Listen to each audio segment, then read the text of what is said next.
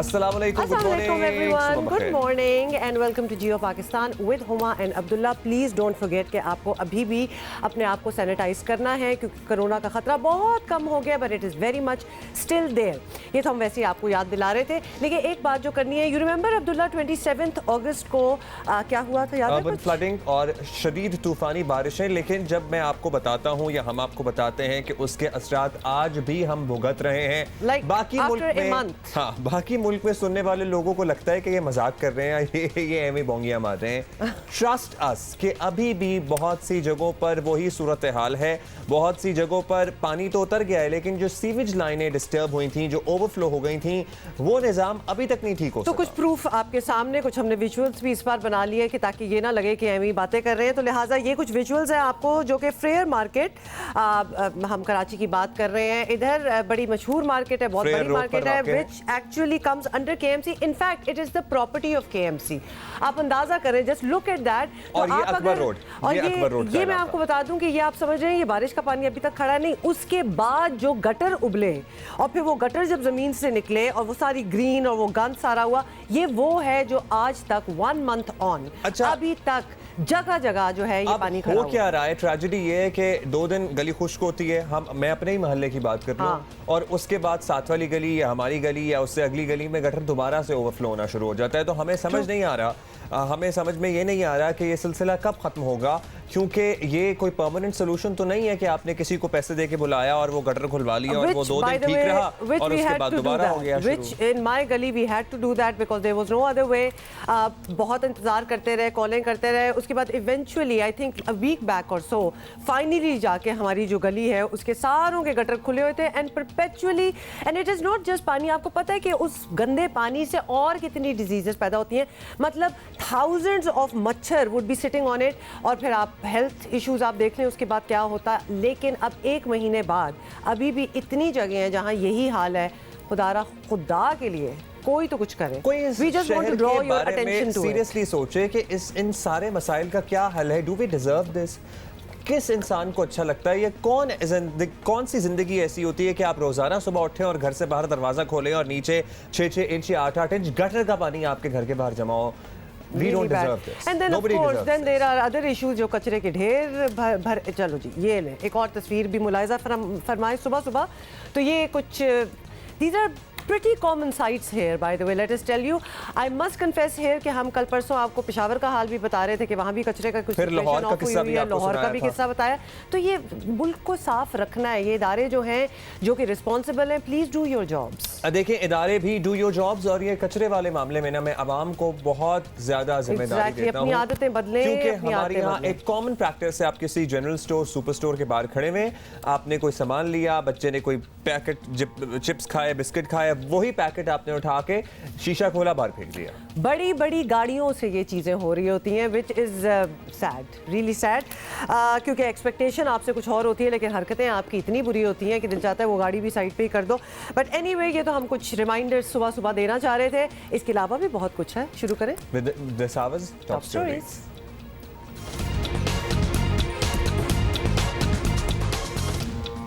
PDM का हुकूमत मुखालिफ पहला जलसा 11 अक्टूबर को कोयटा में होगा। हुकूमत ने भी कमर कस ली, इत्तेहादियों के साथ लीगियों से भी राब्ते, सियासी जंग अब सड़कों पर आती नजर आ रही है। CPCB लाहौर उमर शेख की सुई एक जगह पर टिकी है। मजलूम खातून को फिर जिम्मेदार ठहराने की कोशिश। हाल ये है कि मरकजी मुलजिम की गिरफ्तारी तो दूर की बात, उसका नाम भी याद नहीं। एक्चुअली बड़ी खुशी हो रही है कि नेशनल T20 कप को अब इस मरतबा वो हाइप मिल रही है जो ये डिजर्व करता है, और इससे नौजवान भी इनकरेज होंगे और मेन स्ट्रीम मीडिया और आवाम तक पहुंचने का एक अहम जरिया बनेगी ये सारी कैंपेन। लेकिन we will talk about the details of that in just a bit. पहले जरा सियासी मंजरनामे पे क्या कोई बचा है वैसे? अभी बाहर हैं कुछ लोग या सब अंदर हो गए? मैं बताती हूँ ना, अभी हम देख लेते हैं। कुछ तैयारी में कुछ हो गए, कोई बच गए तो उनका नाम ना ले, वरना वो भी सारे अंदर ही हो जाएंगे।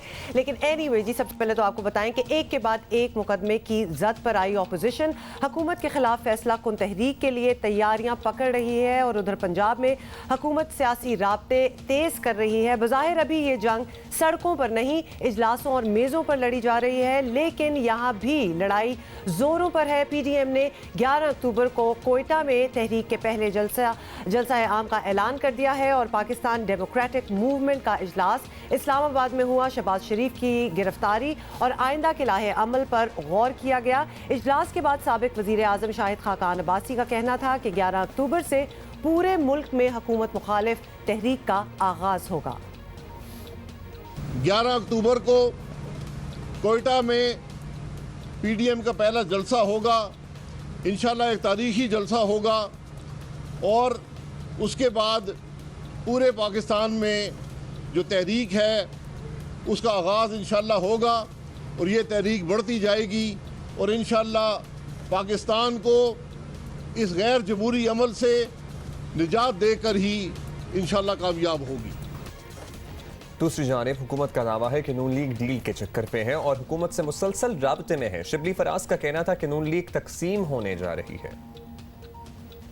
PMLN में भी अच्छे लोग हैं, हमसे राब्ते भी किए हैं और राब्ते कर रहे हैं। तो जिस तरह के शेख रशीद ने कहा कि नून में से शीन निकल जाएगी, तो ये इस तरह की बातें हैं, इनमें वजन है और इनमें हकीकत है। नवाज ग्रुप को आप अब कई हिस्सों बखरों में देखेंगे, चाहे वो तहरीक चलाने का ऐलान करें, चाहे वो अपने बैनी को उस पर बहस करें और चाहे वो रात को 3 बजे तंजीम साजी करें। ऑपोजिशन की कुल जमाती कॉन्फ्रेंस के बाद सियासी मैदान में हलचल मची है। शहबाज शरीफ की गिरफ्तारी, आसिफ जरदारी के वारंट और मौलाना फजल रहमान के खिलाफ नैब इंक्वायरी शुरू हो गई।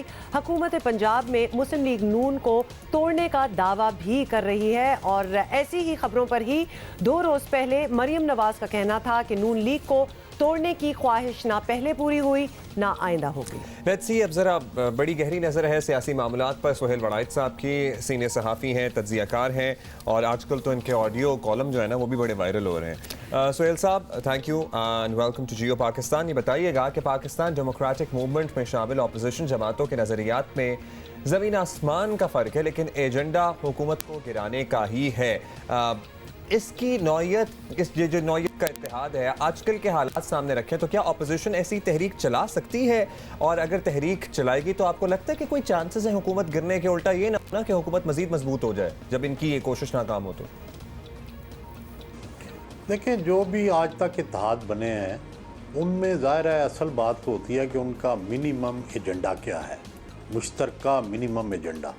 तो इसमें मुश्तरका मिनिमम एजेंडा अब PTI की मुखालफत है या मौजूदा हुकूमत की मुखालफत है और देखना यह है कि PTI इसमें क्या करती है। मेरा ये ख्याल है कि हुकूमतें जो दानिशमंद हुकूमतें होती हैं वो करती हैं कि सब अपने मुखालफों को इकट्ठा नहीं होने देते और एक मुखालिफ से कम अज़ कम रास्ते में वो कोई ना कोई मफाहमत कर लेते हैं। लेकिन ये हुकूमत तो मेरा ख्याल है कि मफाहमत का लफ्ज़ इन्होंने सीखा नहीं है, तो इस वजह से सारे अगर इकट्ठे हो गए, सारे अनासर, मौलाना फजल रहमान, मुस्लिम लीग नून, पीपल्स पार्टी, तो ये एक पोटेंशियल थ्रेट होगा। फिर हुकूमत चलाना मुश्किल हो जाएगा वाकई अगर इन्होंने मज़ाहमत शुरू कर दी तो। बिल्कुल ठीक है। वड़ाइच साहब, ये भी बताएं कि एक तरफ अपोजिशन अपनी प्लानिंग कर रही है, वो उसकी तो पूरी हमने डिटेल ली है, तो दूसरी जानिब वज़ीर आला पंजाब भी एक मिशन पर नज़र आते हैं। इत्तेहादी मुस्लिम लीग काफ से भी मुलाकातें जो हैं वो सेट की जा रही हैं। हुकूमत मुस्लिम लीग नून के लोगों को भी लगी हुई है, तो क्या अपने गढ़ पंजाब में मुस्लिम लीग नून को आपके ख्याल में डेंट पड़ने वाला है? देखिए, मुस्लिम लीग नून का वोटर जो है ना वो उनके साथ अभी तक खड़ा है। अभी तक कोई ऐसी गवाही नहीं मिली कि जिससे ये लगा हो कि नून का वोट बैंक जो है वो टूट गया है। जितने भी सर्वेज आए हैं या जितना भी अंदाज़ा होता है उसके मुताबिक PTI का वोट तो शायद कुछ टूटा होगा। नून का वोट बैंक ख़ास कर सेंट्रल पंजाब के शहरों में और सेंट्रल पंजाब के कस्बात में नहीं टूटा।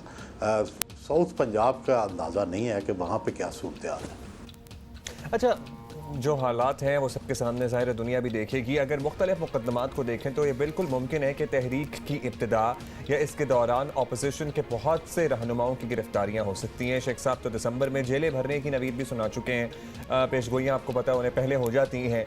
अब ऐसा होता है तो सियासी तौर पर इसका क्या फ़ायदा होगा, हुकूमत को नुकसान होगा, और सियासी तौर पर अपोजिशन को तो आई एम श्योर फ़ायदा ही होगा इसका? फिर नहीं, देखें, इसमें दोनों चीज़ें हैं। ज़ाहिर है अपोजिशन तो ये नहीं चाहेगी कि जेलें भरी जाएं, लेकिन अगर जेलें भरी जाए तो उसका रिएक्शन होता है। मेरा ख्याल है कि पाकिस्तान के अंदर हमने देखा कि जब भी अपोजिशन को जेलों में भेजा गया, अपोजिशन ने उससे फ़ायदा उठाया और उनकी तहरीक चली, उनके कारकुन जो हैं वो ज़्यादा पुरअज़म हुए, जदोजहद उन्होंने की, तो सड़कों पर निकले। तो हम तो मुसलसल ये देखते रहे हैं कि जेलें भरने से कभी पार्टियां ख़त्म नहीं होती, बल्कि वो पार्टियां ज़िंदा हो जाती हैं। तो ये जो जेलें भर रहे हैं या झाड़ू फेर रहे हैं, इससे तो मेरा ख्याल है अपोजिशन और ज़्यादा मजबूत होकर निकलेगी। आई वंडर कि फिर माजी से क्यों नहीं सबक सीखा जाता, और ये क्यों नहीं सीखा जाता माजी से कि जेलें भरने से पार्टियां ख़त्म नहीं होती, मज़ीद मजबूत होती हैं। और ये हमारे सामने हमारी 70 साल 7 दहाइयों की हिस्ट्री है। अगर कोई उसी पे नज़रसानी कर ले तो मेरा ख्याल आज जो हालात है वो ना हो। चौधरी मंजूर साहब हैं हमारे साथ पीपल्स पार्टी के, उनसे ज़रा जान लेते हैं। चौधरी साहब बहुत शुक्रिया आपका। चौधरी साहब, अभी सुहेल वड़ाइच साहब भी कह रहे थे कि जो ज़रा अक्लमंद हुकूमतें होती हैं वो ये करती हैं कि अपने सारे मुखालिफों को इकट्ठा नहीं होने देती, किसी एक से मुफाहमत कर लेती हैं। तो अगर वो किसी एक पीपल्स पार्टी को हम समझ लें, मे भी रास्ते में कहीं चल के आपको ये ऑफर हो कि जी आपसे हम मामला सेट कर लेते हैं और बाकी सबको अलहदा कर दें, तो आप लोग क्या इस इत्तेहाद को छोड़ देंगे या फिर अपनी कॉज पर डटे रहेंगे? नहीं, देखिए, पाकिस्तान पीपल्स पार्टी ने तो इनको पूरा टाइम दिया है। 2 साल ही होते हैं जिसके अंदर आपने अपनी पॉलिसियों पे अमल दरामद करना होता है।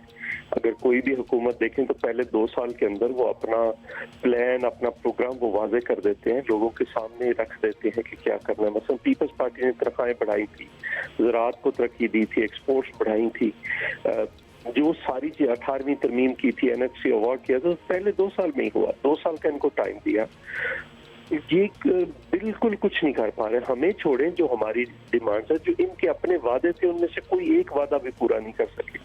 तो इसलिए हमें इनको ये कहते हैं कि अब तुम्हारा आगे चलना मुश्किल है। तो पीपल्स पार्टी कैसे किसी इत्तेहाद को छोड़ के इनके साथ आ जाएगी? पीपल्स पार्टी तो सबसे ज्यादा कोशिश की है इसको, जो MDM है, इसको बनाने के लिए। तो ये कैसे हो सकता है? जी जी, चौधरी मंजूर साहब, ये भी बताइएगा कि पाकिस्तान डेमोक्रेटिक मूवमेंट ने अपना प्लान जो है कि क्या करने वाले हैं वो जारी कर दिया और कहा यही जा रहा है कि हुकूमत मुखालिफ जलसा जो है वो कोयटा से शुरू होगा। 11 अक्टूबर को कोयटा में पहला जलसा किया जाएगा। तो ये ज़रा बता दें कि कोयटा की क्या सिग्निफिकेंस है, इसी शहर का इंतखाब क्यों किया गया? नहीं, ये कोई सिग्निफिकेंट का इशू नहीं है, कहीं से तो शुरू होना था। और कोयटा की पार्टियां हैं, खासकर बलूचिस्तान की पार्टियां हैं, बलूचिस्तान के मसाइल भी सबसे ज्यादा हैं, तो वहां से शुरू किया गया है। क्योंकि बलूचिस्तान बहुत फील करता है, महसूस करता है ज्यादा कि उनके साथ ज्यादा ज्यादती हो रही है, सिंध के साथ हो रही है, बाकी जगहों पे हो रही है। लेकिन सवाल ये है कि अगर मैं अभी सुन रहा था, अगर इन्होंने जेलें भरनी है भर दें, अगर जेलें भर के ये महंगाई को खत्म कर दें तो फिर तो लोग इनको मान लेंगे कि इन्होंने जेलें ठीक भरी। अगर ये बेरोजगारी का खात्मा कर दें जो ये वादा करके आए थे, या अगर इम्प्लीमेंटेशन करें जो ये अपने वादे करके आए थे उनसे, अगर आटे की कीमत वापस 35 रुपए किलो हो जाए, चीनी की कीमत 50 रुपए किलो हो जाए, पेट्रोल जो ये कहते थे 46 रुपए लीटर हो जाएगा, फिर तो ठीक है, फिर ये कर दें। लेकिन अगर ये नहीं कर पाते तो फिर तो देख रही है शहबाज शरीफ साहब ऑपोजिशन लीडर, वो गिरफ्तार है। जरदारी साहब पर मुख्तलिफ मुकदमात में फ़र्द जुर्म आयद हो गई है। दीगर रहनुमाओं की सूरत हाल भी आपके सामने है। मौलाना साहब के बारे में भी आपने ये नहीं बताया कि किस मुकदमे में, लेकिन ज़रा कुछ छानबीन हो रही है। तो ये अगर ये सब कुछ चलता रहा तो फिर इस इत्तेहाद को कौन लीड करेगा? और आप अभी बात कर रहे थे कि हमें 2 साल हमने देख लिया, तो सिर्फ आपको इनकी परफॉर्मेंस से मसला है या आपके और कोर मसले भी हैं, जैसे कि पार्लियामेंट की बालादस्ती, जैसे कि जमहूरियत हकीकी मानों में पाकिस्तान में नाफिज हो, जैसे कि मीडिया पर कदगने ना हो, या इनको भी आपने इन पे भी आपको इशूज हैं? नहीं, लाजमी बात है, जो आपने देखा होगा जो एलामिया जारी किया गया उसके अंदर ये सारी चीजें थी जिनका भी आपने जिक्र किया, तो वो सारी चीजें साथ हैं।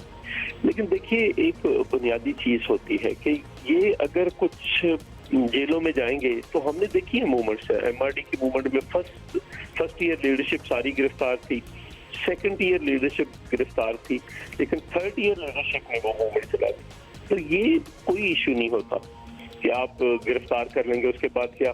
सवाल फिर लोग ये करेंगे कि मालूम जब्बाब में क्या हो रहा है, BRT में क्या हो रहा है, खैबर बैंक में क्या हो रहा है, वहाँ KPK के अंदर इतने केसेस हैं, वहाँ पे क्या हो रहा है, यहाँ दवाइयों वाले मसले पे क्या हुआ, शुगर पे क्या हुआ, आटे पे क्या हुआ। ये सारे सवाल भी लोग करेंगे। आप सिर्फ अपोजिशन को ही, ये तो फिर इंतकाम हुआ ना, अगर एहतसाब तो ना हुआ।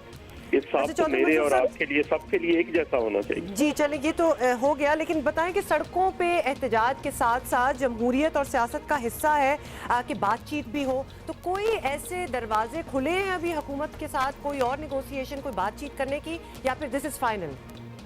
मेरा ख्याल है कोई ना इनमें वो सलाहियत है बात करने की, ना इनमें हिम्मत है बात करने की। अब मेरा ख्याल है टाइम गुजर चुका है, वो जो टाइम था बात करने का। कुछ चीजों पे ये करते, आप कश्मीर पे देखिए, इन्होंने खुद नहीं आए, इनकी तो अनाएं इतनी बड़ी हैं कि वो कश्मीर के मसले से भी बड़ी है ना। जो प्राइम मिनिस्टर कश्मीर का इस तरह से, मौलाना फजल रहमान ने कहा कि ये सुकूत कश्मीर है, तो उस पे भी ना बैठे, पार्लियामेंट के अंदर भी ना बैठे, तो उसने कहाँ पे बैठना है? उसके साथ कौन बैठेगा? देखिए लेकिन बहुत से फैक्टर्स कार फरमा होते हैं ना हुकूमतें गिराने के लिए। या तो आप ये सिस्टम को ठीक करने के लिए एहतजाज कर रहे हो, लेकिन आप लोगों का प्राइमरी एजेंडा है हुकूमत को गिराना। तो अगर हुकूमत नहीं गिरती आपकी इस कोशिश के नतीजे में, तो फिर हुकूमत तो मजीद मजबूत हो जाएगी और सुबकी होगी अपोजिशन इत्तेहाद की। तंगे की हुकूमत है, इनके पास तो अलाइस के सहारे पे बैठे हैं जो रोज रूट कर बैठ जाते हैं। इनकी अपनी पार्टी के अंदर 21-22 लोग थे जो बजट का वोट नहीं देने जा रहे थे। फिर भी आपको पता है कि तो ऐसा भी अलाइस कहीं नहीं जाने वाले, वो और मजबूरियों के तहत साथ बैठे हुए। वो कौन सा एमक्यूएम इसलिए थोड़ी बैठी हुई है कि कराची की परफॉर्मेंस ठीक हो रही है। प्रेशर बनेगा वो छोड़ जाएंगे, जिस दिन प्रेशर बनेगा वो छोड़ जाएंगे।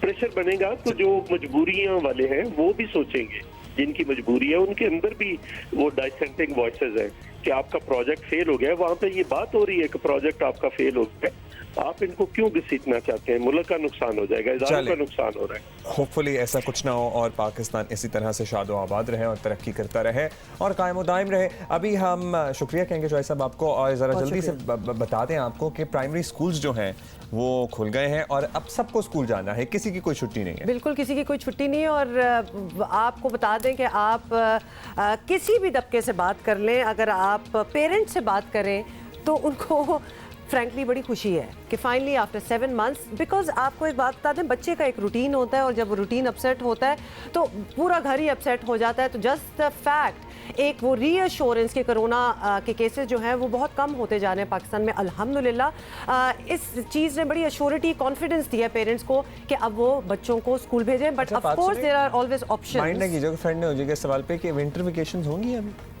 अब आपको मजीद वेकेशन की खुदा के लिए मैं तो कहती हूँ कि अब आपको बच्चों को, पेरेंट्स को, सारों को समझना चाहिए कि आपने कैचअप करना है for all the year that you have lost.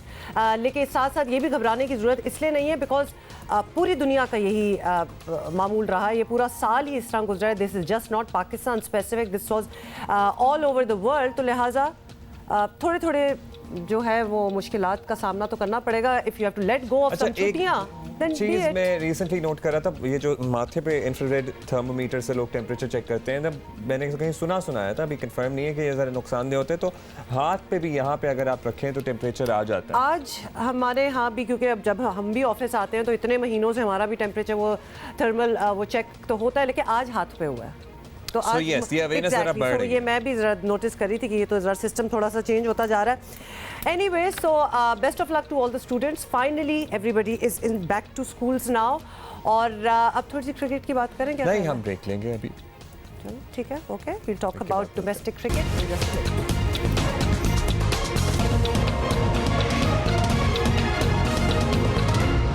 Welcome back. Top stories. Domestic cricket का बड़ा टूर्नामेंट नेशनल T20 आज मुल्तान में शुरू हो रहा है। नया टैलेंट सामने आने की उम्मीद तो बहुत है, लेकिन बोर्ड ये भी यकीनी बनाए कि परफॉर्म करने वालों को कौमी टीम में जगह बनाने का चांस भी मिले, क्योंकि अगर नहीं मिलेगा ना चांस तो लड़के फिर बड़े डिसअपॉइंट हो जाते हैं। नहीं तो कुछ ना कुछ तो एंड रिजल्ट होगा ना, तो शायद you know they must have this in mind. तो लिहाजा आज से डोमेस्टिक सीजन 2020-21 का आगाज नेशनल T20 कप से हो रहा है और पाकिस्तान के उभरते सितारे एक्शन में नजर आएंगे। इसका एक फ़ायदा ये होगा कि अच्छे खिलाड़ियों को जिम्बाब्वे के खिलाफ सीरीज़ में खेलने का मौका मिल सकता है। So that is one incentive. और फिर ऑफ कोर्स PSL के आइंदा एडिशन में भी वो फ्रेंचाइज मालिकान की नज़रों में आ सकते हैं। 33 मैचेस पर मुश्तमिल टूर्नामेंट 2 मरहलों में हो रहा है और आज से 6 अक्टूबर तक जारी रहने वाले पहले मरहले के तमाम मैचेस मुल्तान में होंगे। So it's going to begin in Multan और फिर 9 से 18 अक्टूबर तक के मैचेस रावलपिंडी में खेले जाएंगे। सो ये सारी तफसील है डायरेक्ट मीडिया पीसीबी। समी बर्नी ने हमें ज्वाइन किया, उनसे ज़रा मजीद तफसील लेते हैं। We are all very excited and thrilled about this tournament. Sami साहब, कोरोना के बाद पाकिस्तान में सतह का पहला बड़ा टूर्नामेंट हो रहा है। वो जो क्रिकेट लविंग हम नेशन है ना, but we were really starving. और क्या पीसीबी मुतमईन है कि सब तैयारियां मुकम्मल हैं, कोई परेशानी की कोई खतरे वाली बात नहीं है? जी, पहली बात तो बहुत बहुत शुक्रिया मुझे इस इम्पोर्टेंट सब्जेक्ट के ऊपर लेने का।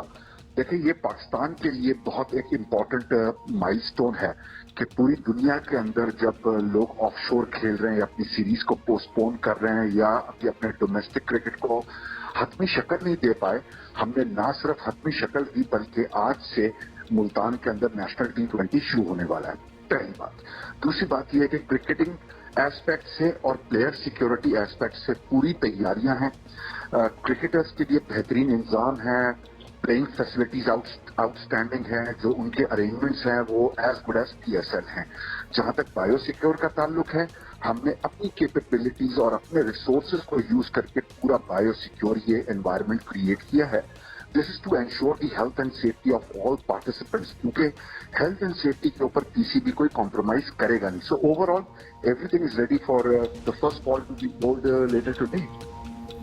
Good to hear that. Sami साहब, ये भी बताइएगा, और इस वक्त हम ये इस बारे में बात भी कर रहे थे कि इस तरह के डोमेस्टिक टूर्नामेंट्स का मकसद होता है कि खिलाड़ियों को परफॉर्म करने का मौका मिले और वो कौमी टीम तक पहुंचे। Obviously everybody has their eyes on that. अक्सर ऐसा होता नहीं, हमने देखा, तो इट डजंट रियली फ्रूटफुल नहीं रहती ये बात। तो पीसीबी ये किस तरह यकीनी बना सकता है कि इस बार ये परफॉर्मेंसेज जो भी होंगी कौमी सिलेक्शन कमेटी के सामने भी पहुंचे? कम से कम जिम्बाब्वे सीरीज में तो कोई इनफॉर्म प्लेयर जो है वो अपनी जगह बना सके, सिक्योर कर सके। देखिए, ये काम तो सिलेक्टर्स का है कि वो किस प्लेयर को आइडेंटिफाई करते हैं और किस प्लेयर को यूटिलाइज करना चाहते हैं। इसी कॉन्टेक्स्ट के अंदर मिसबाउल हक, जो कि हमारे हेड कोच और चीफ सिलेक्टर हैं, इस वक्त मुल्तान में है वकार यूनुस के साथ, और वो वहाँ मीटिंग्स कर रहे हैं जो 6 हेड कोचेज हैं उनके साथ, प्लस सकलैन मुश्ताक जो हमारे हाई परफॉर्मेंस सेंटर के प्लेयर डेवलपमेंट इंचार्ज हैं। जहां तक बात रही प्लेयर्स की, इस कंपटीशन से आपको 2 फायदे मुझे इमीडिएटली नजर आते हैं। पहली बात तो ये कि सिंगल लीग की बजाय ये डबल लीग पर हो रहा है, तो हर प्लेयर को कम से कम 10 मैच मिलेंगे अपने आप को प्रूफ करने के लिए। अगर कोई प्रूफ करता है तो उसको आगे इन टर्न अपॉर्चुनिटी मिलती है कि PSL 2021 के लिए वो टीम ओनर्स को अट्रैक्ट करे और अपनी टीम के अंदर भी, नेशनल टीम के अंदर भी जगह बनाए। ये फॉर्मेट डबल लीग पे क्यों हो रहा है, उसकी बुनियादी वजह यह है कि आपकी नॉलेज में होगा कि 2021 और 22 के अंदर मजबूरी तौर पे 4 इंटरनेशनल इवेंट्स हैं, 2 एशिया कप्स हैं और 2 वर्ल्ड T20s हैं। तो ये मैक्सिमम मैचेस कराने की ऑब्जेक्टिव ही ये है कि प्लेयर्स को अपॉर्चुनिटी दी जाए, परफॉर्म करें, और सिलेक्टर्स को अपॉर्चुनिटी दी जाए कि बेस्ट अवेलेबल प्लेयर्स को, हाई परफॉर्मिंग प्लेयर्स को सिलेक्ट करें और एक बेहतरीन टीम तरतीब दें। सभी साहब, बोर्ड ने ऐलान कर रखा है कि PSL के बाकी मैचेस नवंबर में कराएंगे। अब ये नेशनल T20 की कामयाबी से मशरूत है या फिर नवंबर में मैचेस कराने का जो फैसला है इट्स फुल एंड फाइनल? क्या सोचा है आप लोगों ने? नहीं, PSL 2020 के जो बाकी 4 मैचेस हैं वो शेड्यूल के मुताबिक 14, 15 और 17 नवंबर को ही खेले जाएंगे।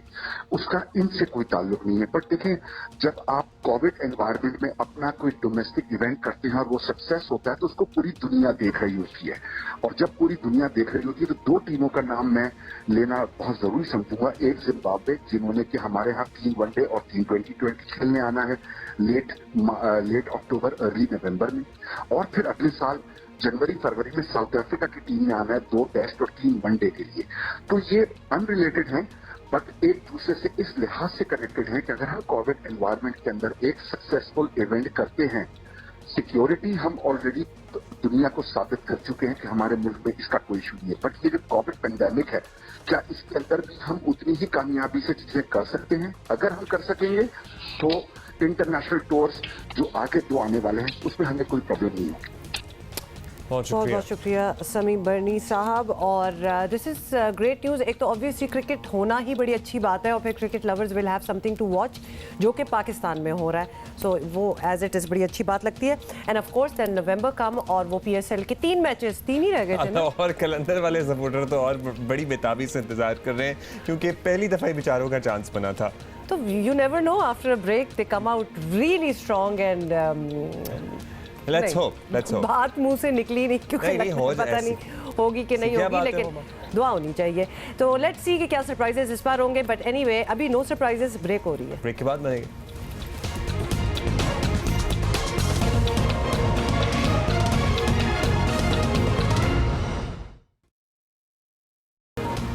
अभी जो हम ऑब्वियसली खबर करने लगे हैं, लेकिन उससे पहले आपको ये याद दिला दें कि मोटरवे हादसा जो हुआ था वो उसको 3 हफ्ते गुजर चुके हैं और मरकजी मुलजिम जो है वो अभी तक नहीं पकड़ा गया। मरकजी मुलजिम का नाम हमें तो रट चुका है आबिद मल्ही, लेकिन गालिबन CCPO लाहौर के जहन से एट टाइम्स निकल जाता है क्योंकि जाहिर है अभी तक पकड़ा नहीं गया। तो आपको बताएं कि लाहौर उमर शेख माफिया बहुत मांगते हैं लेकिन गलतियों से सीख नहीं रहे हैं। क्या हुआ? सीख रहे हैं और आपको पूरी तफसील बताते हैं कि सेनेट की फंक्शनल कमेटी बराए इंसानी हकूक के सामने उमर शेख ने फिर कहा खातून खामद की इजाज़त के बगैर लाहौर गई थी, जिस पर सेनेटर किशोबाई ने उनसे पूछा कि क्या आपको ये खातून ने खुद बताया था। उमर शेख का जवाब था, इस पर ज़रा सुन लीजिएगा, कि नहीं ये उनका अंदाज़ा है। जिस पर किशोबाई का कहना था आप ऐसे अंदाजे मत लगाएं। CCPO ने कमेटी को फिर पूरी एक डिटेल दी। उन्होंने बताया कि 15 पर पहली कॉल 2:47 पर आई।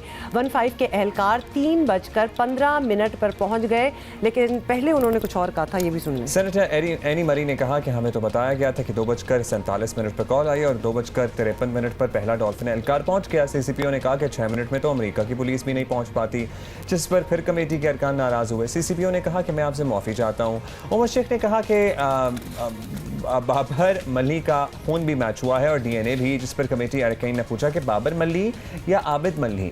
तो उमर शेख ने कहा कि मैं 55 साल का हो गया हूँ, भूल जाता हूँ, तो may be he is not fit for the job. ये तो उन्होंने खुद ही कहा है कि I am not fit for the basically उन्होंने ऑलरेडी अपने आप को रियायत दे दी इस चीज़ में कि अगर मैं इस किस्म की कोई गलती कर जाऊँ तो समझ जाए ना मैं क्या कह रही हूँ। जी समझने की बात नहीं है मिस्टर CCPO।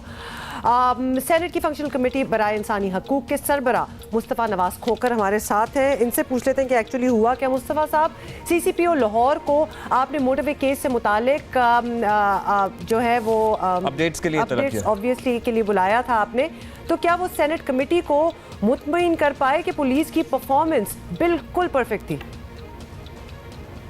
हमारा मुतमईन होना तो बाद में है। इस मुल्क के करोड़ों अवाम उस वक्त मुतमईन होंगे जब जो इस वाक़े के मुलजिम हैं और जो अभी तक एक मुलजिम मफरूर हैं, जब वो गिरफ़्तार हो जाएंगे। और फिर उसके बाद दूसरा मरला शुरू होगा, जिस मरले में उनकी प्रोसिक्यूशन और फिर प्रोसिक्यूशन के बाद एक सक्सेसफुल कन्विक्शन, ताकि लोगों को इंसाफ होता हुआ नज़र आए। अभी तक की जो सूरत हाल है उसमें मुलजिम मफरूर है, एक मुलजिम गिरफ़्तार किया जा चुका है। जो पुलिस की इन्वेस्टिगेशंस हैं उनकी जो सिमत है वो यकीनन दुरुस्त है, लेकिन जो स्टेटमेंट्स हैं CCPO साहब की, उन स्टेटमेंट्स ने एक दफ़ा फिर उन्होंने हमारी कमेटी में भी विक्टिम ब्लेमिंग की उन्होंने, तो वो उनकी जो माइंडसेट है वो माइंडसेट ठीक नहीं है। इस सारी सूरत हाल में जो विक्टिम है, जो सर्वाइवर है इस हॉरिफिक इंसिडेंट की, उनकी किसी भी तरीके से शेमिंग नहीं होनी चाहिए, उनको किसी भी तरीके से ज़िम्मेदार नहीं ठहराना चाहिए।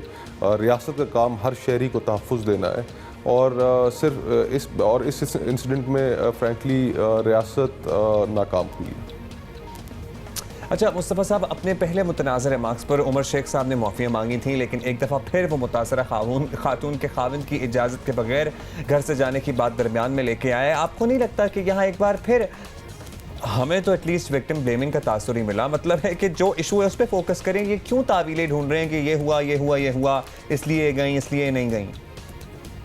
जी, जैसे मैंने कहा, हमारे पास जब वो सेनेट की कमेटी में आए, वहाँ आकर भी उन्होंने एक दफ़ा इसी तरह दोबारा अपनी इस सोच को कमेटी के सामने रखा। हमने रेप्रिमांड भी किया, कमेटी के दीगर मेंबरान ने, सेनेटर्स ने उनको इस पर आड़े हाथों भी लिया, जब तक आप इस तरह की विक्टिम शेमिंग करते रहेंगे, ये पाकिस्तान की ख़वातीन के लिए क्या पैगाम देना वो चाह रहे हैं कि हमारे यहाँ पहले ही एक बहुत बड़ा कल्चरल और सोसाइटल प्रेशर्स की वजह से ख़वातीन इस तरह के इंसिडेंट्स को, सेक्सुअल हरासमेंट के या रेप के इंसिडेंट्स रिपोर्ट नहीं करती।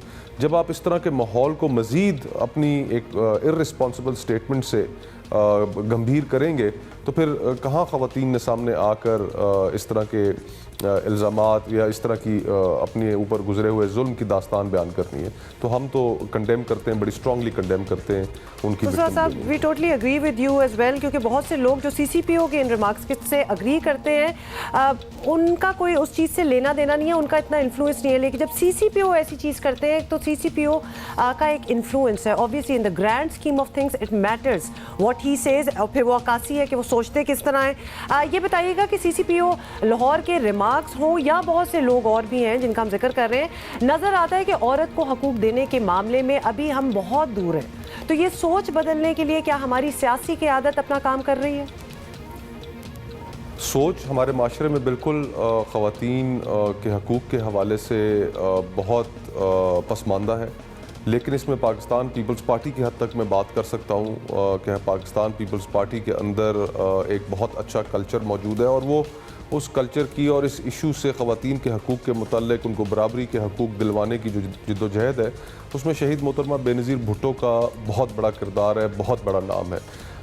इसी वजह से ख़वातीन जितना हमारी पार्टी के अंदर कंफर्टेबल फ़ील करती हैं, सियासत में उनको आगे बढ़ने के जो मौक़े हमारी पार्टी के अंदर हासिल हैं वो शायद दीगर और जमातों में नहीं है।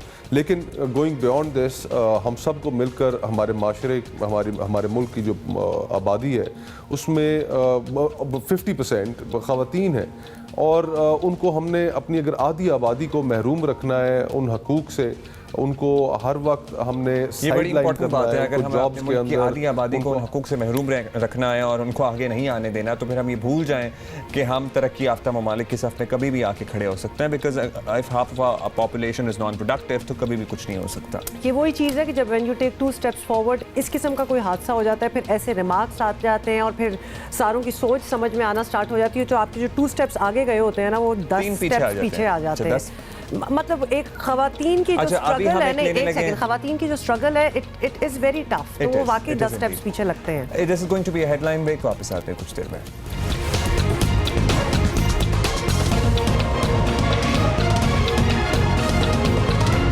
आपको बताएं कि थर में क्या हो रहा है। थरपारकर में ग़िज़ाई किल्लत और बीमारियों से बच्चों की अमवात का सिलसिला थमने को नहीं आ रहा। And can I just say कि जितने सालों से हम ये शो कर रहे हैं, हम ऑलमोस्ट एवरी ईयर ये बात ज़रूर करते हैं कि वहाँ ये होता रहता है।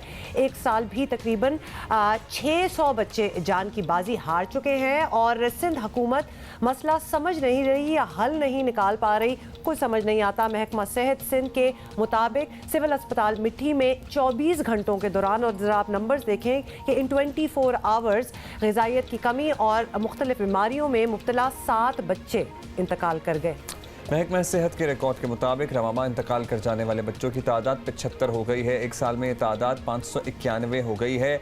ये नॉर्मल सी नहीं है, ये नॉर्मल हालात नहीं है। अक्सर ये कहा गया है कि जी वो जो कहत ज़दा इलाका है वो तो सहरा है। जनाब अगर जो भी है वहाँ पे इंसान बसते हैं ना, जो जिंदा हैं, सांस लेते हैं, तो उनको फैसिलिटेट करना हुकूमतों की जिम्मेदारी है। और वैसे भी दिस लॉजिक इस बात से कतई नजर के वो किस भी क्लाइमेट और रीजन में रहते हैं। भाई excuse me, what is UAE? Dubai क्या एग्जैक्टली रेगिस्तानी था ना, और अब जाके देखें तो अगर करना चाहें तो बहुत कुछ किया जा सकता है। तो इसके अलावा भी आपको बता दें कि थरपारकर में 22 साल की लड़की की दरख्त से लटकी हुई लाश मिलने के बाद 48 घंटों में मुबैना खुदकुशी का चौथा वाकया सामने आ गया है। I'm speechless. 48 hours and 4th incident. इससे पहले तहसील डिप्लो में 2 और इस्लाम कोट में एक मुबैना खुदकुशी का वाक़या पेश आया। अब ये खुदकुशियाँ क्या है? पुलिस के मुताबिक रवासाल थरपारकर में खुदकुशी करने वालों की तादाद 93 हो गई है। वज़ीर IT सिंध तैमूर तालपुर साहब ने हमें ज्वाइन किया, उनसे जान लेते हैं। तालपुर साहब, सिंध हुकूमत के सामने एक बार फिर वही मसला रख रहे हैं कि थर में ग़िज़ाई किल्लत है, दीगर बीमारियों से बच्चों की हलाकतों का सिलसिला नहीं थम रहा, मैल न्यूट्रिशन का मामला है माओं की। इस साल भी सैकड़ों बच्चे जान की बाजी हार गए। क्यों? ये सिलसिला कभी रुकेगा, नहीं रुकेगा, तवज्जो दे रहे हैं, नहीं दे रहे हैं? Is it even important to you now any मोर?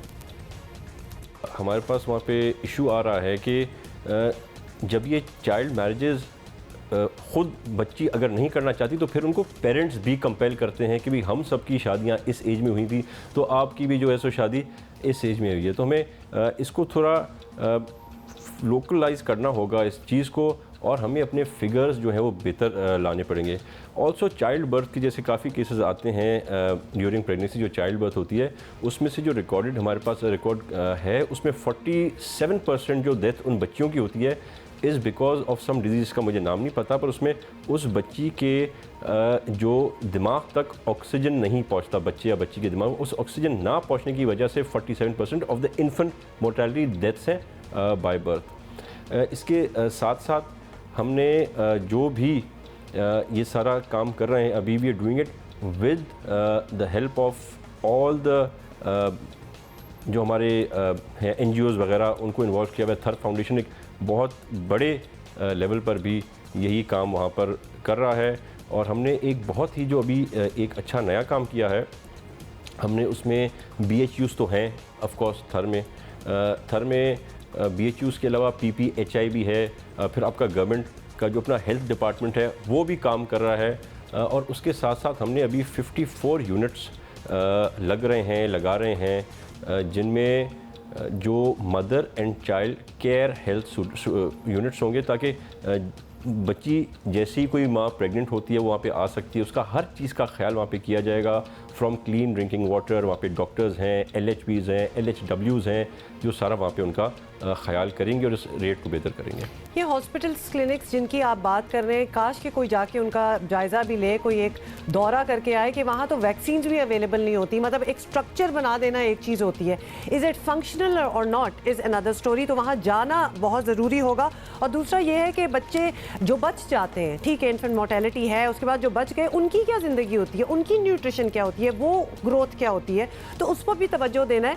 तो अब एक ऐसा तासुर ये बनता जा रहा है कि शायद हुकूमत को बुनियादी मसला ही समझ नहीं आ रहा। आपकी बात से भी थोड़ा सा ऐसा ही लगा, बहुत अर्जेंसी महसूस नहीं हुई वैसे जी। तो क्या हुकूमत को तिब्बी माहिरीन को नहीं भेजना चाहिए कि जाकर भाई हालात का जायजा तो लो, कोई रियल स्टैट्स निकालें, देखें तो सही कि किस तरह इसको टैकल किया जा सकता है, या फिर जस्ट ऑफ द विम कि जी ये NGO है, ये काम कर रहा है और ये स्ट्रक्चर छोटी उम्र में शादियां हो रही हैं इसलिए सारे बच्चे मर रहे हैं, ऐसा तो नहीं होगा सर?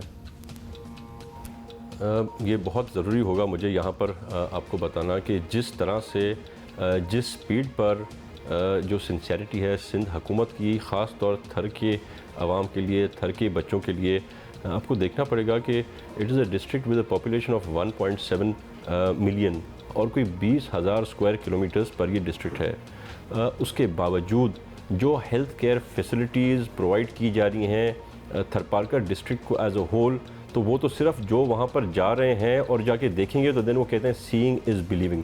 मैं समझता हूँ कि जितना अच्छा काम NICVDH कर रहा है कराची में, उतना ही अच्छा काम वो थरपारकर डिस्ट्रिक्ट में कर रहा है। वहाँ पर जो चाइल्ड केयर के जो अस्पताल हैं they are out class compared to any city in anywhere in Pakistan, in Karachi. तो एक बहुत ही अच्छा हम नेटवर्क से काम कर रहे हैं।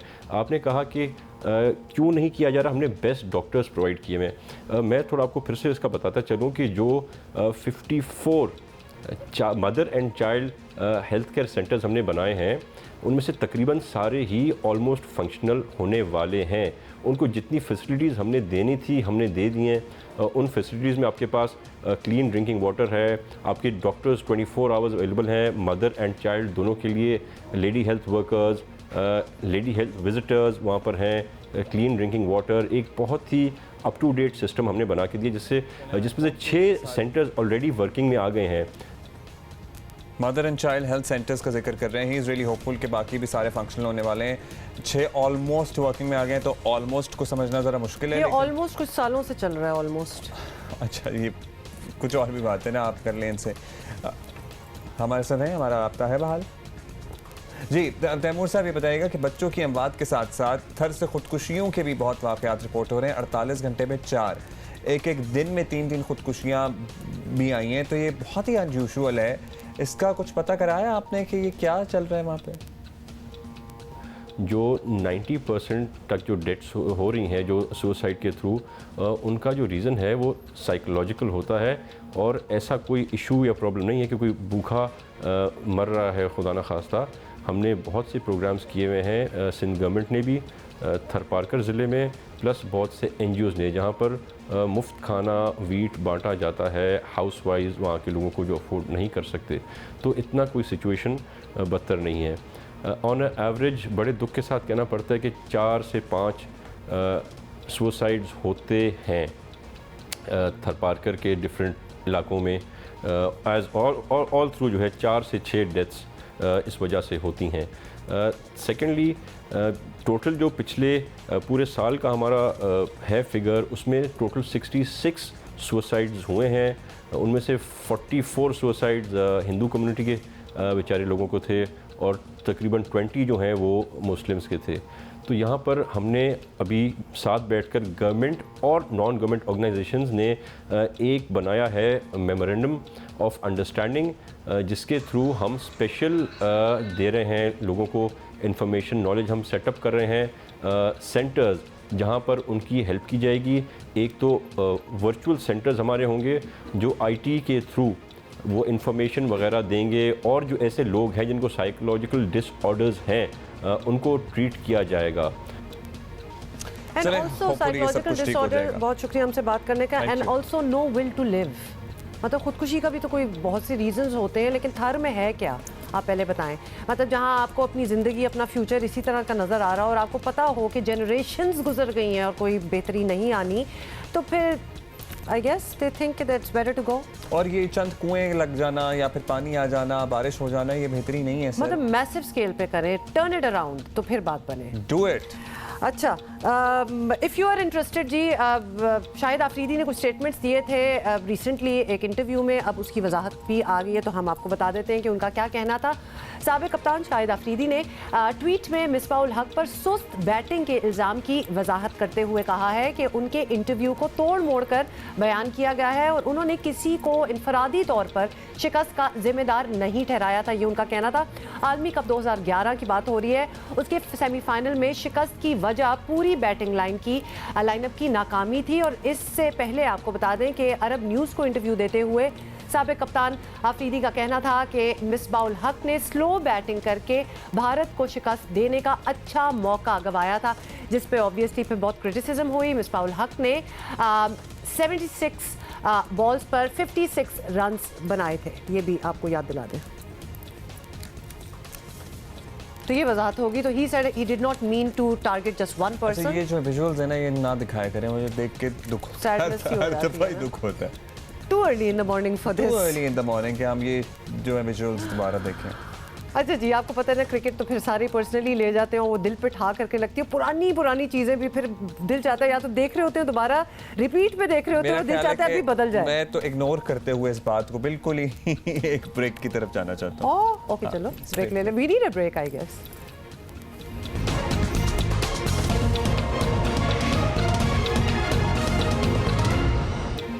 Welcome back. और आपको बताएं कि नरेंद्र मोदी के भारत में इंसानी हकूक की पामाली का सिलसिला जारी है। मकबूजा कश्मीर में भारतीय मुजालिम से पूरी वादी जेल में तब्दील कर दी गई है, और जब इस पर दुनिया से आवाज़ उठाई जाती है तो मोदी खायफ हो जाते हैं। इंसानी हकूक की आलमी तंजीमें मोदी की पॉलिसियों पर तनकीद कर रही हैं, और इनमें एमनेस्टी इंटरनेशनल भी शामिल है। लेकिन इन तहफ़्फ़ुज़ात पर तवज्जो देने के बजाय मोदी हुकूमत ने इन इदारों को हरासा करना शुरू कर दिया है। माली जराइम के नाम पर भारतीय हुकूमत ने एमनेस्टी इंटरनेशनल के तमाम अकाउंट्स को रवा माह मुंजमद कर और दिया। अपने माउथपीस मीडिया से इनके खिलाफ कैंपेन्स, बाकायदा प्लान्ड कैंपेन चलाई जा रही है, जिसकी वजह से एमनेस्टी इंटरनेशनल ने भारत में अपनी तमाम सरगर्मियां रोकने का ऐलान किया है। आई वंडर कि दुनिया क्या देख रही है, सोच रही है सारे मामले पर। एमनेस्टी इंटरनेशनल के मुताबिक बेबुनियाद इल्जामात के पेश नज़र मोदी हुकूमत की तरफ से मुसलसल हिरास किया जा रहा है। क्रैकडाउन के बाद इदारे ने भारत में अपनी सरगर्मियां रोक दी हैं। इसी पे बात करते हैं। वज़ीर ख़ारजा शाह महमूद कुरैशी साहब हमारे साथ मौजूद हैं। कुरैशी साहब, हम तो देख रहे हैं, हम आवाज़ भी उठा रहे हैं, but we can just hope कि दुनिया भी देख रही है कि अब एमनेस्टी जैसे इदारे के साथ ये हो रहा है, तो there is something really and seriously wrong going on in Kashmir and India. So इस पे हम किस तरह से दुनिया का ज़मीर झंझोड़ सकते हैं कि अब तो ये भी देख लें, एमनेस्टी वाले भी बोल रहे हैं। देखिए, जो हिंदुस्तान में हो रहा है, जो अपडेटों के साथ सलूक हो रहा है, जो मकबूजा कश्मीर में हो रहा है, वो किसी से ढका छुपा नहीं है। पाकिस्तान बारहा तहरीरी तौर पर इसका जिक्र कर चुका है, खतूत के जरिए जिक्र कर चुका है, ये इंसानी हकूक की पामालियां हो रही है, लेकिन उतनी तवज्जो नहीं दी गई जितनी दी जानी चाहिए थी। ह्यूमन राइट्स काउंसिल का इजलास जारी है, मैं समझता हूं कि बिल फॉर इसका नोटिस लेना चाहिए। देखिए, पाकिस्तान तो कहता था आज एक बैनुल अक़वामी शोहरत रखने वाला इदारा जो इंसानी हकूक का तहफ़्फ़ुज़ करता है, मॉनिटर करता है, चीज़ों को ओवरसी करता है, आज उसे मजबूरन अपनी जो ऑपरेशंस हैं हिंदुस्तान में उन्हें बंद करना पड़ा। क्यों बंद करना पड़ा? इसलिए बंद करना पड़ा कि उनके अकाउंट फ्रीज हो गए, वो तनख्वाहें देने के काबिल नहीं रहे, वो रिसर्च वर्क जो हो रहा था उसको जारी नहीं रख पा रहे और उनको हरासा किया जा रहा है, हवा किस्म की धमकियां दी जा रही है। आपने देखा कि इससे पहले जब पाकिस्तान कहता रहा कि जो इंटरनेशनल ऑब्जर्वर्स हैं, ह्यूमन राइट्स की बॉडीज हैं, उन्हें कश्मीर में जाने की इजाज़त दी जाए, तो उन्हें वहाँ एक्सेस नहीं दिया गया। क्यों नहीं दिया जा रहा? इसलिए कि वो बेनकाब कर रहे हैं। अब एमनेस्टी इंटरनेशनल का कसूर क्या है? मैं समझता हूँ इनसे दो गलतियां सरजद हुई। एक, उन्होंने मकबूजा कश्मीर के जो इंसानी हकूक की पामाली है उसको बेनकाब कर दिया, और दूसरा जो दिल्ली में फसादात हुए थे, जिन्होंने एक मुसलमानों के खिलाफ एक इम्तियाजी रंग अपनाया और उसमें 50 के लगभग मुसलमान उसमें शहीद हुए, और जब उन्होंने एक्सपोज किया कि दिल्ली की पुलिस की पुष्टपनाही थी, वो उनके साथ मुलव्विस थी, आरएसएस के गुंडों के साथ मुलव्विस थी, और ये हुकूमत जो आरएसएस इंस्पायर्ड बीजेपी गवर्नमेंट इस वक्त हुक्मरानी कर रही है, उन्हें ये बात पसंद न आई, तो धमकियों के साथ साथ उन्हें आज बंद कर दिया गया है और वो अपना काम नहीं कर पा रहे। फिर आपने देखा कि ऐसे कवानीन लागू कर दिए गए। अब ये जो है अनलॉफुल एक्टिविटीज प्रिवेंशन एक्ट 2019 का ये जो कानून बनाया गया है, ये लोगों को खामोश करने के लिए बनाया गया है, डिसेंटिंग वॉइसेस को दबाने के लिए बनाया गया है, उसका सहारा दिया जा रहा है। पाकिस्तान अपनी तशवीश का इजहार करता रहा है। मैं समझता हूँ कि आज दुनिया की जितनी इंसानी हकूक की तंजीमें हैं, एमनेस्टी इंटरनेशनल के अलावा पाकिस्तान में जितनी इंसानी हकूक के अलंबरदार हैं, उन्हें खुलकर इस कार्रवाई की मजम्मत करनी चाहिए। शाह साहब, वैसे तो not that what was happening in Kashmir was not big enough कि दुनिया नोटिस ले, लेकिन अब इतना बड़ा इदारा अगर कहीं से बैन हो जाता है, वहाँ से मूव आउट हो जाता है, अब आपको लगता है कि दुनिया नोटिस लेगी या फिर अब कंप्लेसेंट हो गए हैं? क्योंकि पहले भी किसी ने खास कुछ बोला नहीं, पाकिस्तान का एक कैंपेन चलता रहा, लेकिन दुनिया की तरफ से वो रिस्पॉन्स आया नहीं जो आना चाहिए था। You think something like amnesty international कहीं से बंद कर देना अपनी operations is big enough for the world to take notice? जी, ये कोई मामूली कदम नहीं उठाया गया, ये एक गैर मामूली कदम है और दुनिया को इसका नोटिस लेना चाहिए और इदारों को भी इसकी तरफ तवज्जो देनी चाहिए। आज अगर एमनेस्टी इंटरनेशनल बंद हो रहा है तो और जो इंटरनेशनल एनजीओज हिंदुस्तान में ऑपरेट कर रही हैं, कल उन पर भी वार हो सकता है, कल वो भी निशाने में आ सकती है। एक दूसरी चीज ये है कि आपने कहा कि दुनिया नोटिस नहीं ले रही। देखिए, आहिस्ता आहिस्ता पब्लिक ओपिनियन को मोल्ड करने में वक्त जरूर लगता है, लेकिन हकायक छुपते नहीं है। पब्लिक ओपिनियन आज यूरोप में, अमेरिका में बदल रहा है। उनकी जो पार्लियामेंट्स है, डेमोक्रेसीज है, वहाँ भी आवाज उठ रही है। हाँ, हुकूमतें जो है, जो हुक्मरान है, वो मसलहतों के ताबे हैं, हिंदुस्तान के साथ उनके मफादात जुड़े हुए हैं, तो उसकी खातिर वो कई दफ़ा सरफे नज़र करते हैं। लेकिन एक हद आती है कि पब्लिक ओपिनियन का प्रेशर इतना माउंट हो जाता है कि फिर नज़र चुराना मुश्किल हो जाता है। ठीक, बहुत शुक्रिया आपका शाह साहब। यही बात हमेशा की जाती है कि वेस्टेड इंटरेस्ट हो और इकोनॉमिक इंटरेस्ट है मुल्कों के इंडिया के साथ, उस वजह से ज़रा सरफ नज़र करते हैं, लेकिन पब्लिक ओपिनियन को शाह साहब कह रहे हैं कि आहिस्ता आहिस्ता हम चेंज कर रहे हैं अपनी कोशिश से। एक टिपिंग पॉइंट वो आ जाता है और इंशाल्लाह वो टिपिंग पॉइंट ज़रूर आएगा। खासतौर पे अगर इस किस्म की चीज़ें होना ज़रा ज़्यादा स्टार्ट होगी, डेफिनेटली अगर इस किस्म का इदारा इस पे बंद करना मजबूर हो गए, इतने इल्ज़ामात डाले, तो बाकी इदारे भी देखेंगे कि ये हो क्या रहा है। अच्छा जी, अभी हम आगे बढ़ेंगे और आपको ये बताना है कि दिल के अमराज में मुब्तला अफराद कोरोना की जद पर हैं। कराची के NICVD ने परेशान कुन आदाद शुमार जारी किए हैं। कल भी हम डॉक्टर साहब से ही पूछ रहे थे, उन्होंने भी हमें बताया कि ज़्यादा रिस्क फैक्टर होता है। मुल्क के सबसे बड़े कौमी इदारे बराए अमराज क़ल्ब में यौमिया 10 अफराद कोरोना के साथ दिल के मरज़ में मुब्तला होकर हंगामी हालत में लाए जा रहे हैं। Executive director NICVD doctor Nadeem Qamar के मुताबिक गुज़श्ता 3 माह में औसतन 3 से 5 अफराद कोरोना के साथ दिल की पेचीदगियों के बायस अस्पताल लाए गए हैं, जिनको फौरी तौर पर तिब्बी इमदाद दी गई। कौमी इदारा बराए अमराज क़ल्ब में गुज़िश्ता 3 माह में 15,000 से ज़ायद कोरोना में मुब्तला मरीजों की प्राइमरी एंजियोप्लास्टी की गई है। ये भी आपको स्टैट्स बता दें। डॉक्टर नदीम कमर ने अभी हमें ज्वाइन किया, उनसे बात करते हैं, एग्जीक्यूटिव डायरेक्टर NICVD। डॉक्टर साहब, मौजूदा हालात में बिलखसूस कोरोना के बायस इस वक्त दिल के अमराज की क्या सूरत हाल है? कुछ स्टैट्स तो हमने बताए हैं, आप भी बताइएगा।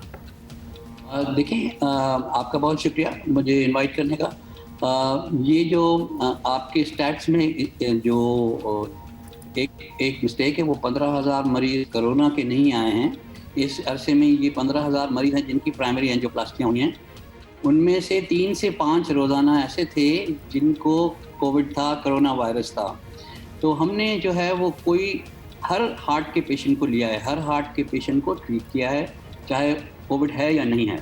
इस तरह से हमारे पास एक सेपरेट कोविड वार्ड हमने बनाया हुआ है और इस कोविड वार्ड में हमारे पास टोटल एडमिशन्स 23 मार्च से जो है वो 234 एडमिशन्स हुई। तो इतने पेशेंट ऐसे थे जिनको एडमिट होने की ज़रूरत थी। अब हालात बहुत बेहतर हैं। अब इतनी 3 से 5 एडमिशन्स अब नहीं होती हैं कोविड वार्ड में डेली और लोड कम हो गया है। हालांकि मुझे एक खौफ और डर है कि ये सारा साइकिल शायद वापस न रिपीट हो। जिस तरीके से आप नंबर देख रहे हैं, और आज मैं अखबार में पढ़ रहा था कि सिंध में 400 पॉजिटिव थे, पाकिस्तान के नंबर एक्टिव केसेस 8,000 से ऊपर हो गए हैं। बड़ी वाकई परेशान कुन है, हम सब भी परेशान हैं, इसलिए हम कहते रहते हैं, अर्ज करते हैं लोगों को कि एहतियात करें। डॉक्टर साहब, हम यहाँ तमाम वो लोग जो हार्ट पेशेंट हैं उनकी आगाही के लिए आपसे जानना चाहते हैं कि अगर कोविड-19 हो जाए किसी हार्ट पेशेंट को, तो क्या वो ज़्यादा कॉम्प्लिकेट होता है या ज़्यादा कॉम्प्लिकेशन पैदा कर सकता है? और इसी को बता के हम दोबारा से कहेंगे कि प्लीज़ एहतियात करें, पर्टिकुलरली हार्ट पेशेंट ज़्यादा एहतियात करें। देखिए, अगर हार्ट की प्रॉब्लम है, डायबिटीज़ है, हाइपरटेंशन है, तो ये लोग रिस्क पर होते हैं जो है वो मोर्टेलिटी के, यानी कि उनकी बीमारी बहुत शदीद हो सकती है और खुदा न खास्ता उनकी मौत भी वाक़ई हो सकती है। इतनी ख़तरनाक चीज़ है उन लोगों के लिए, ख़ास तौर से जो हार्ट पेशेंट हैं, जो शुगर के पेशेंट हैं, जो ब्लड प्रेशर के पेशेंट हैं। तो उन लोगों को एक्स्ट्रा एहतियात करनी चाहिए।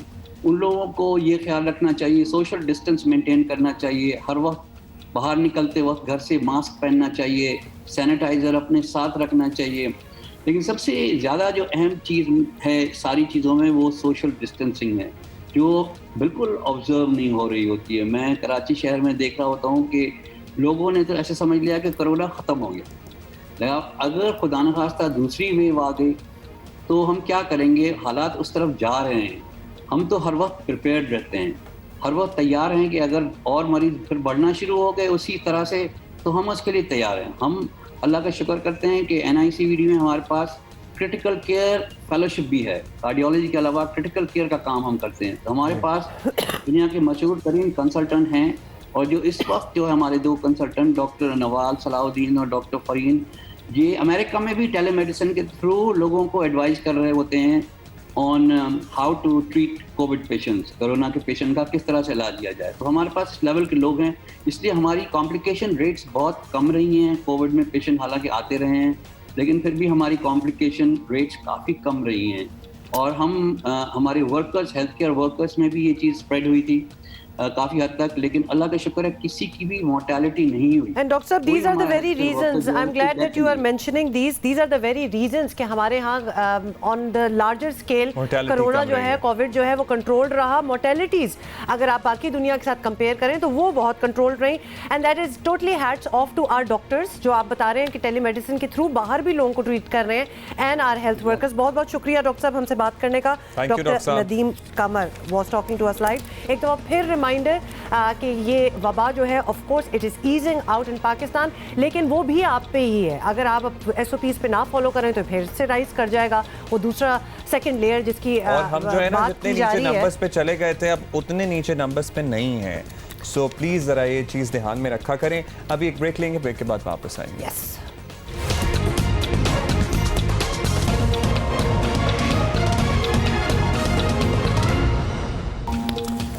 Welcome, good morning once again. बताना आपको यह है कि साहिवाल में तहरीक इंसाफ के रहनुमा ने खातून सरकारी ऑफिसर को मुबैना थप्पड़ मार दिया. मुलजिम के साफ इनकार के बावजूद खातून पीछे हटने को तैयार नहीं है. मामला अपेरेंटली बढ़ रहा है. साहिवाल में तहरीक इंसाफ के मकामी रहनुमा नवीद असलम ने senior post master Sufia Qasim को मुबैना तशद्दुद का निशाना बनाया. सीनियर खातून पोस्ट मास्टर सूफिया कासिम ने इल्ज़ाम आयद किया कि नवीद असलम ने 24 सितंबर को दफ्तर आकर थप्पड़ मारे. वैसे स्टाफ ने उन्हें बचाया और नवीद असलम को दफ्तर से बाहर निकाला. पुलिस ने कमज़ोर दफात लगाई. अगले ही रोज़ मुलजिम ने जमानत करवा ली ऑब्वियसली. और वाक़े के बाद GPO साहिवाल में स्टाफ ने एहतजाजन काम छोड़ दिया. मुलजिम नवीद असलम का कहना है कि खातून अफसर को तशद्दुद का निशाना नहीं बनाया. चले उन्होंने टोटल रिफ्यूज़ कर दिया. महकमा डाक का कॉन्ट्रैक्टर हूँ, अपनी तरसीलात की तफसील लेने गया था. खातून अफसर ने ना सिर्फ तफसील देने से इनकार किया बल्कि तहरीके इंसाफ को बुरा भला भी कहा, और इन्होंने फिर भी थप्पड़ नहीं मारा. इनका कहने का मतलब है कि वो बुरा भला कहती रही, मैं चुप करके खड़ा रहा. अच्छा जी, साहिवाल में जियो न्यूज़ के नुमाइंदे वहीद गनी हमारे साथ हैं, उनसे जान लेते हैं. वहीद, साहिवाल के पोस्ट ऑफिस में पेश आने वाला ये वाक़या है, इसकी क्या तफसील सामने आई है? अब वो कह रहे हैं मैंने कुछ नहीं किया, हालांकि खातून मेरी PTI को बुरा भला कहती रही, तो फिर क्या हुआ? मैंने कुछ नहीं किया जी. इसमें ऐसे है कि 24 सितंबर को ज़िला information secretary Naveed Aslam senior post master Sufia Qasim के ऑफिस में आए हैं. सूफिया कासिम के मुताबिक उनका कहना था कि ये ऑफिस में आते ही उन्होंने मुझे थप्पड़ मारा है और मुझे बाजू से पकड़ के घसीटना शुरू कर दिया है और मुझे धक्के देना शुरू कर दिए हैं. मैं उनसे पूछती रही कि आप मुझे अपना मसला बताएं, आप मेरे साथ ऐसे क्यों कर रहे हैं, तो उन्होंने कोई बात नहीं की और मेरे साथ गलीज़ लैंग्वेज इस्तेमाल की, मेरे साथ शदीद बदतमीज़ी की. जब इस वाक़या का ऑफिस में मेरे शोर डाला तो मेरा स्टाफ फ़ौरन से बाहर से मेरे रूम में आया, मेरे ऑफिस में आया और उन्होंने मुझे नवीद असलम से छुड़ाया. उनका कहना था कि नवीद असलम मेरे ऑफिस में, उन्होंने मुझे अपनी कोई रीज़न बयान नहीं की, कोई मेरे साथ उन्होंने अपना मुतालबा नहीं किया, कोई अपनी जो उनका मसला था बयान नहीं किया. आते ही मुझे थप्पड़ मारा है और मेरे साथ शदीद बदतमीज़ी की है. मैं उनसे पूछती कि आप मुझे अपना मसला बताएं, लेकिन उन्होंने कोई मसला नहीं बताया. उनका कहना था कि मैं तहरीक इंसाफ का कारकुन हूँ, मैं तुम्हें अभी मसला बताता हूँ, मैं तुम्हें बताऊँगा कि मैं कौन हूँ, तुम यहाँ पे कैसे काम कर सकती हो.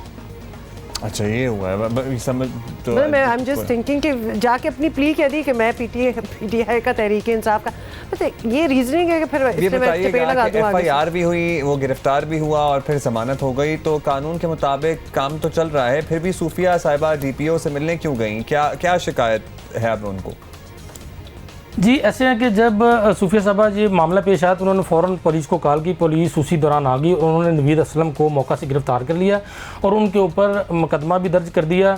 मुकदमा दर्ज करने के बाद नवीद असलम को जब अदालत में पेश किया गया अगले रोज़, एक दिन उनको हवालात में रखने के बाद, तो उनकी फ़ौरन अदालत से ज़मानत हो गई.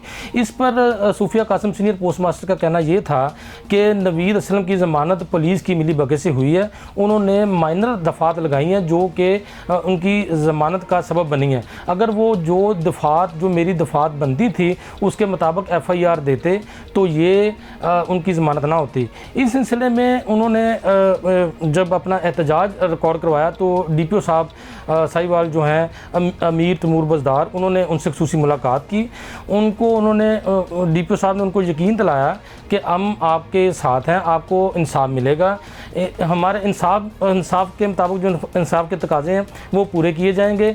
आप जो भी हमें ज़िमनी कोई अपनी बयान देंगी उस मुताबिक आपकी FIR उसमें FIR में दफात शामिल कर दी जाएंगी। जी अच्छा, ये नवीद असलम को हम अपनी विजुअल्स में भी देख रहे हैं, इस खबर से इनकी भी मशहूरी हो रही है, पता नहीं कौन है ये वैसे, तो आप बता दें कि ये इनके बारे में कुछ बताएं कि तहरीक इंसाफ में इनकी पोजीशन क्या है, क्या पार्टी के लोग इस मामले में नवीद को का साथ दे रहे हैं, कोई जानता भी है इस बंदे को? ऐसे ही कह रहे हैं कि जी मैं कारकुन हूं, मैं हूं ऐसी। जी, नवीद असलम ज़िला इंफॉर्मेशन सेक्रेटरी हैं, वो काफ़ी अरसा से PTA में शामिल हैं और इस हवाले से नवीद असलम का जो मौक़िफ़ है, उनका कहना है कि मैं एक बिज़नेसमैन हूँ, हमारा दूसरे कंट्रीज़ में भी बिज़नेस है, मैं इनका कॉन्ट्रैक्टर हूँ, पोस्ट ऑफिस जनरल के साथ मेरा कॉन्ट्रैक्ट है, तरसीलात की मद में हमारी रसीदात का कोई इशू था ऑफ़िस में, तो वो मैं ऑफ़िस में इनसे रसीदात जब मैंने इनसे मांगी है कि मुझे मेरा पुराना रिकॉर्ड दिया जाए, मैंने अपने रिकॉर्ड को मेंटेन करना है, तो मैडम ने ना कि मुझे रिकॉर्ड दिया बल्कि मेरे साथ बदतमीज़ी की, उल्टा मुझे अपने स्टाफ को बुलवाकर ज़द-ओ-कोब किया, मेरी पार्टी को बुरा भला कहा और उनकी पार्टी में अभी ज़राए के मुताबिक ये पता चला है कि जो पंजाब के सदर हैं चौधरी जाट साहब, उन्होंने इंक्वायरी होल्ड की है, जो मकामी क़यादत है साहिवाल की, वो इस सिलसिला में इंक्वायरी रिपोर्ट मुकम्मल करके जल्द आला काम तक पहुँचाएगी, उसके बाद आगे पार्टी फैसला करेगी कि ये मामला क्या है। Thank you very much Waheed Gani साहब, मतलब कि मैं तंग आ गए हैं हम लोग इस किस्म की चीज़ें देख के। अगर उस औरत ने कुछ सुनाई दी थी तो आप भी सुना देते, मतलब ये थप्पड़ों पे बात कैसे पहुंच जाती है? Who do you think you are? और ये कह देना जी मेरी पार्टी के, मतलब आज आप इस पार्टी में, कल किसी और पार्टी में होंगे, आप लोगों का क्या पता? कोई भी इंसान किसी भी ओहदे पे जब ये आता है ना कि तुम जानती नहीं है, तुम जानते नहीं मैं कौन हूँ, इस किस्म के लोगों को थोड़ी सी अथॉरिटी दे दो तो देख ही लेंगे क्या होता है, इसको तो कुछ भी नहीं मिलना चाहिए। खैर अच्छा जी, अभी हम आगे बढ़ेंगे और आपको बताना यह है कि अदाकारा उशना शाह ने चिड़ियाघरों में जानवरों की नुमाइश पर पाबंदी का मुतालबा कर दिया है। उशना शाह ने इंस्टाग्राम पर रीच की वीडियो शेयर की है। उशना शाह ने लिखा है कि वीडियो कराची चिड़ियाघर की रीच। Are you serious? ये बेचारा रीच अच्छा, मैं एक बात बताऊं, एक और भी वीडियो, एक और पिक्चर एक्चुअली गर्दिश करी है जिसमें बहुत ही मरगिल्ला किस्म का शेर है। अब लोग कह रहे हैं कि मुबैना तौर पर वो भी कराची चिड़ियाघर है, तो ये कराची चिड़ियाघर की इंतज़ामिया को सामने आना चाहिए और वो बताएं कि ये वाकई जो सोशल मीडिया पे एक माहौल सा बन गया है, ये आप ही के जानवर हैं क्या? Because if this is the case then this is criminal. या एब्सोल्युटली, मेरा ख्याल है हमें भी एक जरा चक्कर लगाना मेरा ख्याल है कि हमें विजिट करते हैं कराची चिड़ियाघर। We are going to do that. Inshallah plan a trip to Karachi Zoo. Yeah. We're going to see you tomorrow. Inshallah have a great day. Stay safe. Wear a mask.